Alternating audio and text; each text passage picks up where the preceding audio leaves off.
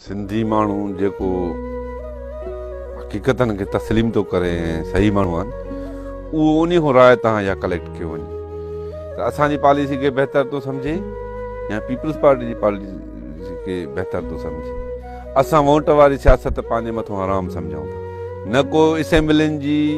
Election वारी सियासत में असां यकीन रखूं था को उन जे मार्फत सिंधी माण्हुनि खे रिलीफ वठी ॾींदासीं। जेको आहे इहा ॻाल्हि असां कयूं ई नथा, जेको आहे इन सां परे आहियूं। जेको आहे अवाम में जेतिरे क़दुरु पॉपुलर आहियूं न आहियूं इहो तव्हां उन वक़्तु अंदाज़ो लॻाए सघो था जॾहिं सिंध जो माण्हू तकलीफ़ में हुजे, या लिसानी क्राइसिस में हुजे, या पाणी जे बहिरान में वरितल हुजे, या अमन अमान जे हवाले सां हुजे, या किथे नाइंसाफ़ी जे हवाले सां हुजे। उते मूंखे ख़बर आहे त मुसीबत में वरितल जेको बि माण्हू हूंदो आहे उहो उन वक़्तु जीए सिंध खे यादि कंदो आहे ऐं जीए सिंध वारा हुननि जा भर जलू थींदा आहिनि, हुनजे ॾुखनि में भाईवार थींदा आहिनि, हुनजी तकलीफ़